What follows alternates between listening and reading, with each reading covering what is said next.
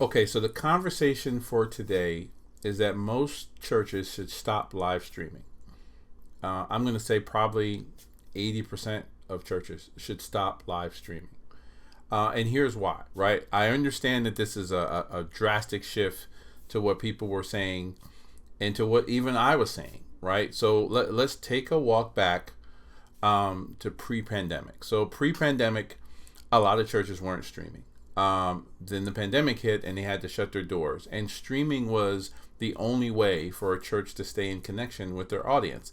And many of them scrambled. Everything from Zoom services to cell phone services to investing in video equipment and building out studios. There were various levels of it. And during that time, I was the main one telling the churches that I work with, you have to live stream. You have to keep that connection going, right? And because of that time, people had no connection. So people were okay with whatever version of church that you put together because we hunger for that connection, right? We hunger to be in fellowship. So that part made sense that we had that, right? So I'm fine with that for that. But let's fast forward post pandemic, right? Many of you, once the doors open back up, you're not putting the same focus on streaming as you did before, right? And it shows in the quality of what you're doing. That's one. The second one is you did not shift as you saw other churches shifting. If you look at churches like Elevation, if you look at Transformation Church, if you look at Change Church, right? These churches that have made significant investments in their service, you can see that they're building an online service to cater to an online community. So in this video, I want to talk about the 3 reasons why most churches shouldn't be streaming, and then talk about what you should do instead. So reason number 1, you shouldn't be streaming, is that no one wants to see the exact version of your in-house service online, right? There are a lot of things you do that just don't hold the attention of someone who has so many options, right? They don't want to see your announcements. They don't want to see the special presentations that you're doing that sound great inside, but are a disconnect. And the reason why that's important is because many of you don't have the infrastructure to switch out to another camera or switch out to a studio. So you're literally positioning cameras and showing me everything, right? And my analogy for that is, how many of you watch old shows or your favorite TV show, even your current TV show, and they show you everything that happens behind the scenes? They show you the actor switches, they show you the coffee breaks, all of those things. None of you would watch that content if that's what you saw, because we're trained from an online and a television perspective to see the finished product. And many churches just don't have the infrastructure to produce the finished product live, right? And again, I'm not being hypocritical. I gave you that scenario about why you were doing it before, but now is why you need to do it a different way. So that is reason number 1, right? You do not want to show the exact version of your in-house service online. People's attention spans don't connect with it. You're showing them a lot of things that just don't hold their interest, and you don't have the infrastructure to do anything else. That's the first one. So number two is you don't have the staff that is trained to deliver a high-level live service. And what I mean by that is, right, we are all volunteer based, right? And I ask you this question: how often does your digital team practice live streaming when it's not a service?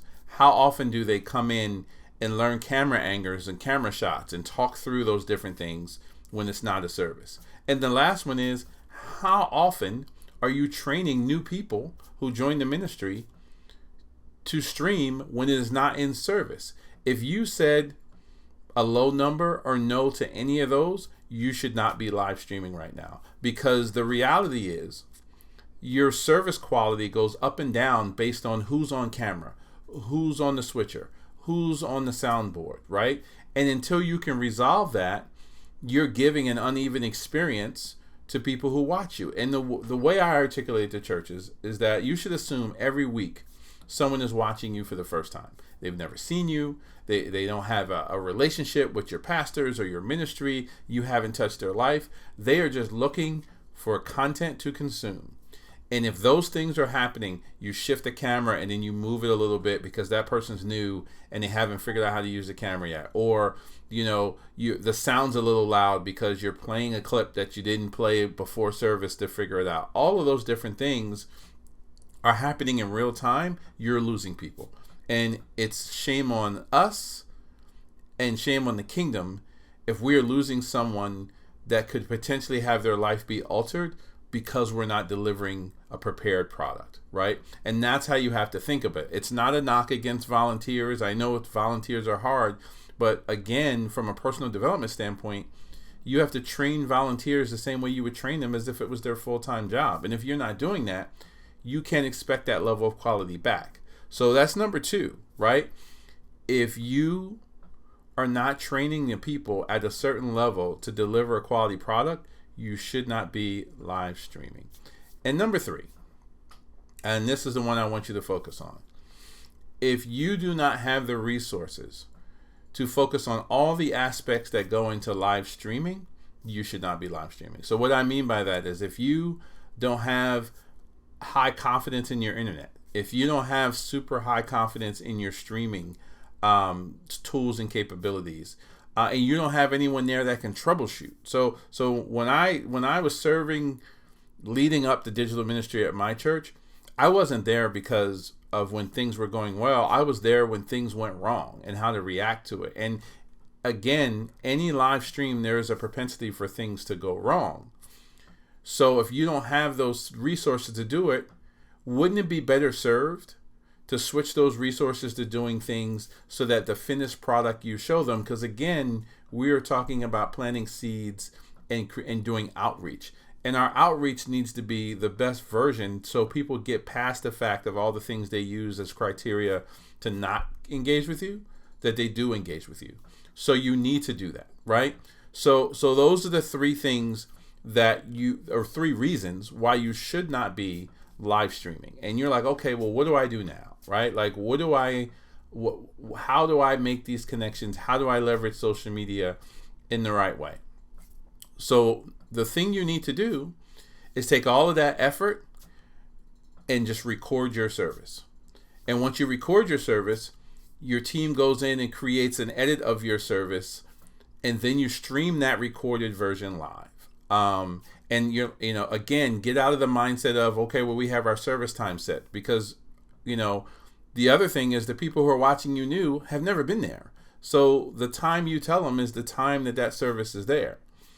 And the other reason you want to do that is because it allows you to create a product that is the very best version of yourselves to let people know what you're presenting to them, right? So you want to have it be recorded, then have a team very quickly afterwards edit it down to a version that shows the things you need to show, and then have that be the service you serve online, and deliver it. And again, this doesn't have to be a Steven Spielberg directed masterpiece, but what it allows you to do is take out all of the missteps, all of the different things that happen, and let you deliver a version of service that is in excellence and optimizing what you can do. And here's the reason why you want to do that, right? One is it takes the weight off, right? Like if you're not in digital ministry, the people who are serving have a huge weight because that mental perception of we're live in front of people.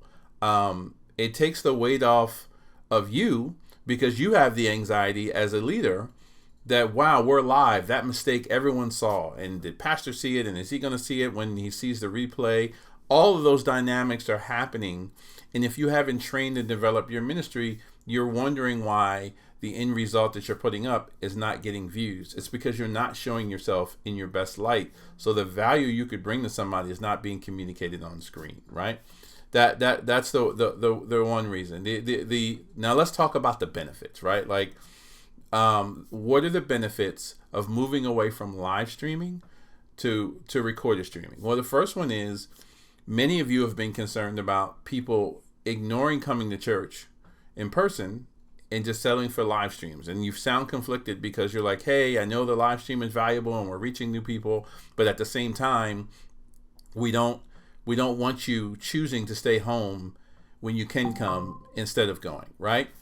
So you can now create a version of the service that doesn't have everything but shows value to the people who are watching online, but gives the people who are in your congregation a reason to come, right? If you show them everything, yeah, I can give it as a viable option to be lazy and not come to church. So that's the one value, is you can create a version that appeals to the world who doesn't know you and do things in service that you really need to be there to see. That's the one. The second one is it allows you to have multiple services no matter the size of your church, right? I'm telling you right now, you may not know this, some of the biggest churches, Elevation is a great example. Every service you see that they air is not a live service. I think they do one, maybe two, but the rest of them they do in multiple time zones are recordings. So imagine that you, whatever your size, could do the exact same thing. Like you could create the recording, stream it, and then you can have different time zones. So now you're building relationships with people in different time zones, or even people with different work schedules. Maybe there's someone who lives around the corner from you who works during the day and can never come during the day, but if they see a live service being streamed at night, they'll watch it. And you're like, well, why am I live streaming those? Well, the reality is that most people have a mental connection around watching something live versus on demand. Very few people will watch your entire service on demand, but people will watch it live because inherently that's an emotional and mental trigger that I'm not alone, that it is being streamed for me to sit down and consume. So you need to take advantage of that. And this allows you to create growth without additional resources, because you couldn't run those services anyway because you don't have the volunteering resources as we talked about before. So those are the two benefits, right? That you can put the polished version up, and then you can run multiple services throughout time zones to deliver value. So again, in recapping this session, don't live stream. Create the content and then stream it. And there are multiple platforms to do it. I'm going to put the link to a couple in the show notes. But I'm telling you, if you make this shift, you will see an increase in value. You will see an increase in effectiveness, and you will see an increase in reach, because you'll have more control of what you're putting out there, and your digital ministry is going to thank you from taking that stress off. So, again, I hope this is valuable. My name is Navarro Wright. This is the Connected Church.